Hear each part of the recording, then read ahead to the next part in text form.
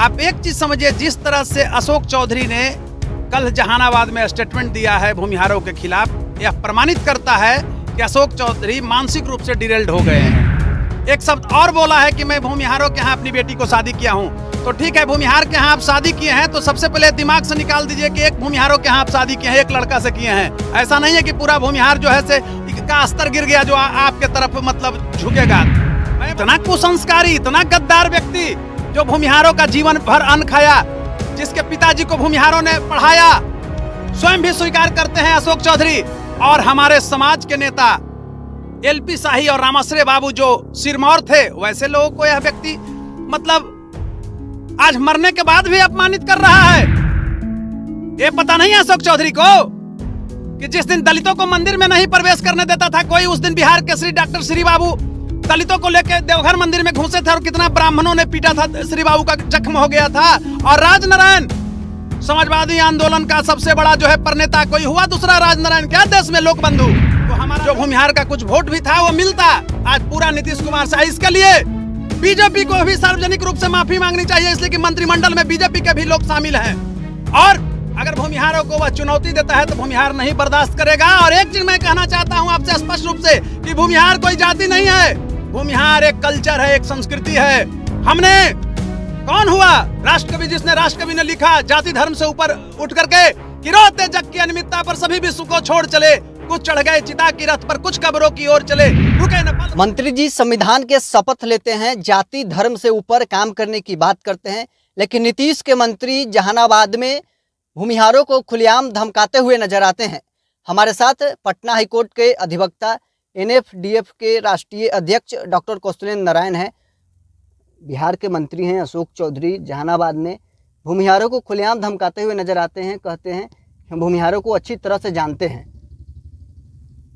देखिए, सर्वप्रथम तो मैं धन्यवाद देना चाहूँगा आपके चैनल को कि आप लोकतंत्र के चौथे स्तंभ के प्रहरी हैं, प्रखर प्रहरी हैं। इसलिए मैं आपके चैनल न्यूज फॉर नेशन को मैं धन्यवाद देता हूं। अब रही बात अशोक चौधरी जी को, तो मैं यही कहना चाहूँगा कि अशोक चौधरी मानसिक रूप से डिरेल्ड हो गए हैं और वो संविधान की धज्जियां उड़ा रहे हैं। जिस समय शपथ लिया जाता है मंत्री का राजभवन में, तो कहा जाता है कि जाति और धर्म से मैं ऊपर उठकर कार्य करूँगा। लेकिन आप एक चीज समझिए, जिस तरह से अशोक चौधरी ने कल जहानाबाद में स्टेटमेंट दिया है भूमिहारों के खिलाफ, यह प्रमाणित करता है कि अशोक चौधरी मानसिक रूप से डिरेल्ड हो गए हैं। उन्होंने अमानवीयता, क्रूरता तथा पाशविकता का नग्न प्रदर्शन किया है। और मैं कहना चाहूंगा कि अशोक चौधरी, आप अभिव्यक्ति की स्वतंत्रता है, आप कुछ भी बोल लें, लेकिन आपके बाप को किसने पढ़ाया था? अशोक चौधरी को अशोक चौधरी किसने बनाया और विधायक किसने बनाया? बरबीघा के भूमिहारों ने। वहां कहां उसने देखा था कि अशोक चौधरी कल हमारे नागनाथ पैदा लेगा जो हमारे ही जात को गाली देगा? दूसरी चीज, अशोक चौधरी ने एक शब्द और बोला है कि मैं भूमिहारों के यहाँ अपनी बेटी को शादी किया हूं। तो ठीक है, भूमिहार के यहाँ आप शादी किए हैं तो सबसे पहले दिमाग से निकाल दीजिए कि एक भूमिहारों के यहाँ आप शादी किए हैं, एक लड़का से किए हैं। ऐसा नहीं है कि पूरा भूमिहार जो है से का स्तर गिर गया जो आपके तरफ मतलब झुकेगा। मैं बताना चाहता हूं, वैसे भी भूमिहारों को मैं स्पष्ट रूप से कहना चाह रहा हूं आपके मीडिया के द्वारा आम जनमानस के बीच में कि वैसे टुच्चे भूमिहारों को भी शर्म आना चाहिए जो अशोक चौधरी जैसे लोगों को बैठाए इलेक्शन में और घुमाए थे, वोट मांगते थे भूमिहारों के यहाँ। और दूसरी तरफ ये चीज समझिए कि आज अशोक चौधरी जैसा इतना कुसंस्कारी, इतना गद्दार व्यक्ति जो भूमिहारों का जीवन भर अन्न खाया, जिसके पिताजी को भूमिहारों ने पढ़ाया, स्वयं भी स्वीकार करते हैं अशोक चौधरी।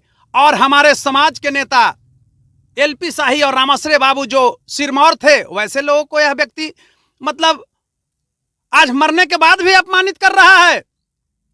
ये पता नहीं है अशोक चौधरी को कि जिस दिन दलितों को मंदिर में नहीं प्रवेश करने देता था कोई, उस दिन बिहार के श्री डॉक्टर श्री बाबू दलितों को लेकर देवघर मंदिर में घुसे थे और कितना ब्राह्मणों ने पीटा था, श्री बाबू का जख्म हो गया था। और राजनारायण समाजवादी आंदोलन का सबसे बड़ा जो है प्रणेता कोई हुआ दूसरा राजनारायण क्या देश में लोक बंधु।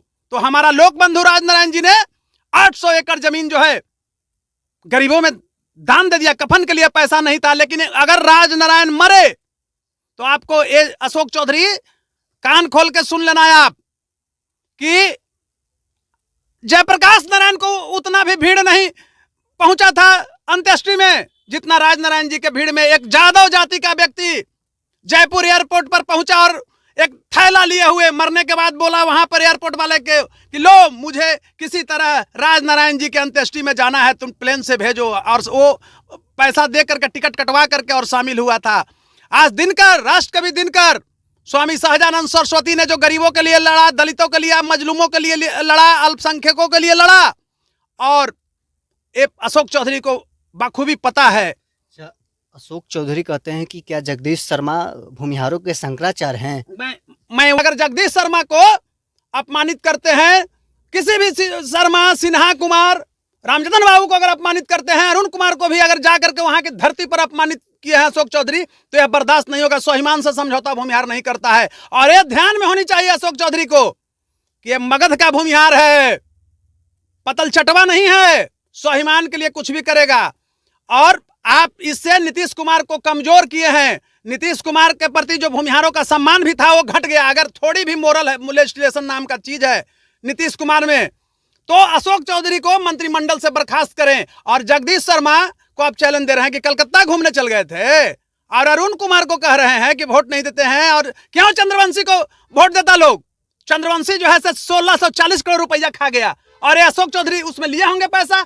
इतना बड़ा भ्रष्टाचारी को, जिसने, आप ये पूछिए, जो सक्षम था वो तो अपना पैसा से भी, एम्बुलेंस का पैसा से भेज करके कोरोना के समय इलाज करा सकता था। लेकिन कौन मरा? गरीब, वंचित, दलित के बच्चे मरे, मैक्सिमम मरे उस समय कोरोना के समय में। तो अशोक चौधरी को नहीं पता है कि एम्बुलेंस में ही घोटाला हुआ, एम्बुलेंस नहीं दिया।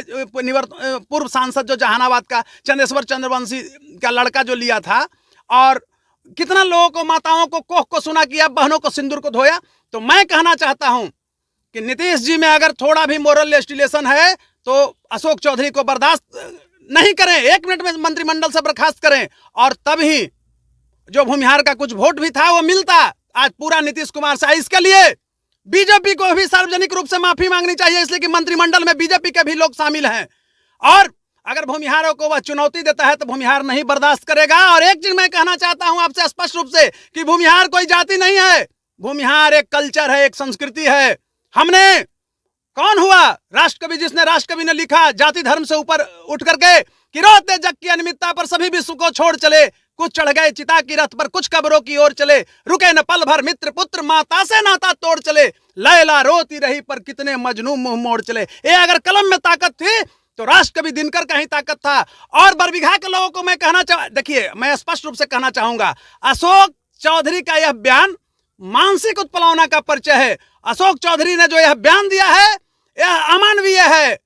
और मैं कहना चाहता हूं एक बार बरबीघा के भूमिहारों से कि थोड़ी भी शर्म है। अशोक चौधरी जैसा कोबरा अगर आपको डसने के लिए तैयार है तो आपको तक्षक बनना पड़ेगा। ये अपने दामाद को स्थापित करना चाहता है श्री बाबू की धरती पर उठा करके, और कतई नहीं, इसकी जो मंशा है उसको पूरा होने देना है। दामाद को स्थापित करना चाहते हैं, लेकिन एलपी शाही हो चाहे रामाश्रय प्रसाद हो, वो कह रहे हैं कि अगर भूमिहार के बड़े नेता थे तो चुनाव क्यों हार गए थे?